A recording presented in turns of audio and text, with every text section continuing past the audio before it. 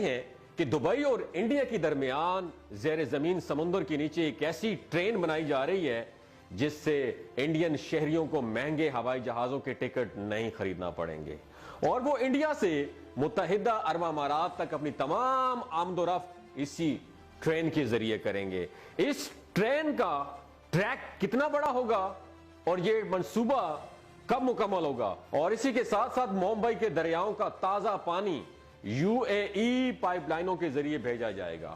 India نے دوستو چاند پر قدم رکھنے کے بعد اپنے تعلقات عرب ممالک کے ساتھ بڑھانا شروع کر دیے ہیں۔ اس منصوبے کے حوالے سے تمام تر تفصیلات آپ میری اس ویڈیو میں جان سکیں گے۔ جڑے رہیے میری اس ویڈیو کے بالکل آخر تک۔ یہ ویڈیو آپ کی دماغ کی کھڑکیوں کو کھول کے رکھ دے گی کہ انڈیا کہاں جا رہا ہے اور ہم کس سپیڈ سے آگے جا رہے ہیں۔ آپ نے اس ویڈیو کے ساتھ پاکستان کا کمپیریزن ضرور کرنا ہے۔ دوستو یہ نومبر 2018 کی بات ہے، ابو ظہبی میں you a E India conclave جاری تھا۔ اسی دوران نیشنل ایڈوائزر بیورو کے ایم ڈی نے ایک حیران کن خیال پیش کر کے سب کو سوچنے پر مجبور کر دیا۔ یہ خیال تھا کہ ممبئی اور امارات کو ایک انڈر واٹر لائن کے ذریعے ٹرین کے ذریعے جوڑا جائے، امارات سے انڈیا کو پائپ لائنوں کے ذریعے تیل کی سپلائی کی جائے اور ممبئی کے دریاؤں سے تازہ پانی امارات بھیجا جائے۔ اس کے علاوہ انڈر واٹر ٹرین کے ذریعے مسافروں کو بھی لایا اور لے جایا جائے۔ جس وقت یہ منصوبہ پیش کیا گیا تب نیشنل ایڈوائزر بیورو آئس برگ پروجیکٹ میں مصروف تھا۔ انٹارکٹیکا میں بہت سے برف کے پہاڑ برف سے جدا ہو کر پانی میں تیرتے رہتے ہیں، بعد میں یہ تیرتے ہوئے آسٹریلیا اور جنوبی افریقہ کے پاس آ جاتے ہیں۔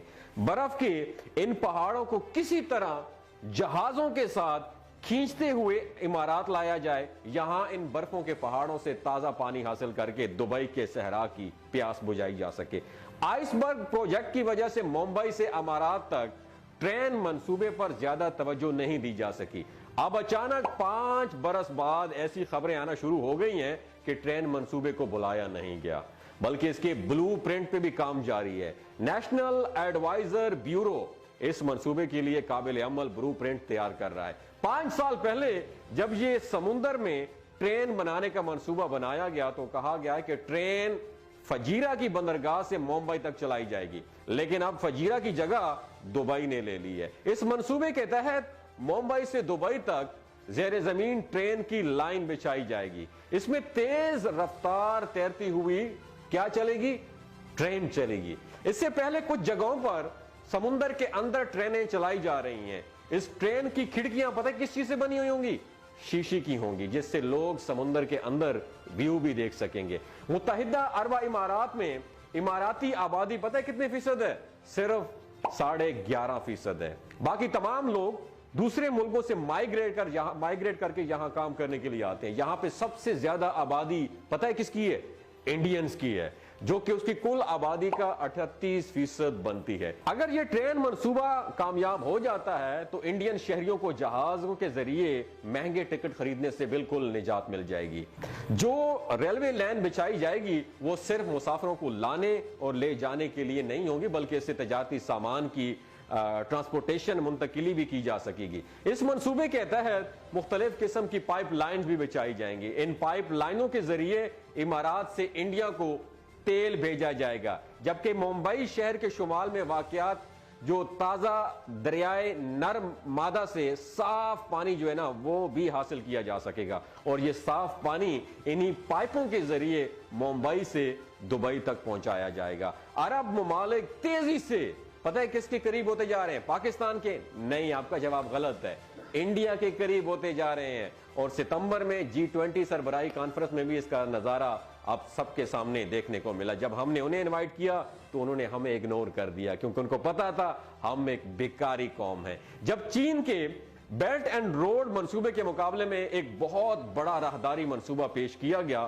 تو اس منصوبے کے تحت انڈیا کو ٹرین اور بندرگاہوں کے ذریعے یورپ کے ساتھ جوڑا جائے گا۔ انڈیا سے تجارتی سامان بحری جہازوں میں امارات کی بندرگاہوں پر لینڈ کیا جائے گا، پہنچایا جائے گا۔ یہاں سے اس سامان کو ٹرین پر لادا جائے گا، اور یہ ٹرین پتہ ہے کہاں جائے گی، داخل ہوگی؟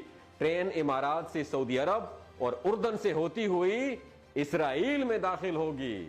یہاں سے تجارتی سامان کو دوبارہ بحری جہازوں پر لاد کر کے بحر روم کے ذریعے کہاں پہنچایا جائے گا؟ یورپ بھیجا جائے گا۔ اگر یہ منصوبہ کامیاب ہو جاتا ہے تو انڈیا اپنی 40% وقت کو بچا کر اپنی تمام چیزوں کو ایشیا سے یورپ کی منڈیوں تک پہنچا سکے گا۔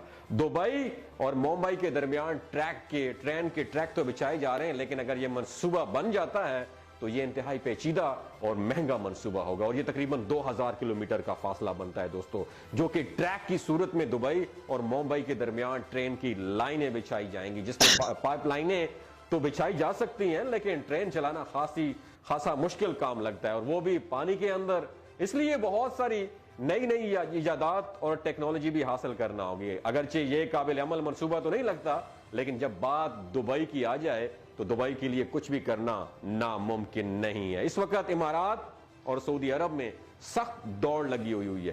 پہلے دبئی پوری دنیا کا تجارتی ہب ہوا کرتا تھا، لیکن اب سعودی عرب نے بھی خود کو ڈائیورسیفائی کرنا شروع کر دیا، اپنے آپ کو اپڈیٹ کرنا شروع کر دیا ہے۔ محمد بن سلمان نے بھی ویژن 2030 کے تحت ملک کی حالت بدلنے کا بیڑا اٹھایا ہوا ہے۔ انہوں نے نیوم پروجیکٹ شروع کر رکھا ہے، جس میں تقریباً 1000 ارب ڈالر کی لاگت آئے گی۔ اس میں دی لائن کے نام سے ایک شہر ہوگا جو 500 ارب ڈالر میں بنے گا، اور یہ ٹیکنالوجی اور جدت کا ایک بہت بڑا مرکز ہوگا۔ اس لیے اماراتی حکومت کی جانب سے ایسے منصوبے بنائے جا رہے ہیں جو مستقبل میں سعودی عرب کے لیے بڑے منصوبے کا تاکہ مقابلہ کر سکیں۔ اب دیکھنا یہ ہوگا کہ ممبئی سے دبئی کے درمیان یہ جو ٹرین چلائی جائے گی، اس کا منصوبہ کامیاب ہوگا یا نہیں ہوگا۔ اس کا فیصلہ کون کرے گا؟ اس کا فیصلہ تو وقت کرے گا۔ دوستو، آپ کو میری ویڈیو کتنی اچھی لگی؟ آپ نے دل پہ ہاتھ رکھ کے یہ فیصلہ کرنا ہے کہ پاکستان کہاں کھڑا ہے، ہم دوسروں ملکوں کے ساتھ ہمارے تعلقات کیسے ہیں، کیا اس عرب ممالک جو ہمارے بہت بڑے اسلامی ممالک ہیں، کیا وہ ہمارے ساتھ دوستی کرنا چاہتے ہیں یا کسی اور کے ساتھ کرنا چاہتے ہیں؟ تو وجہ کیا ہے؟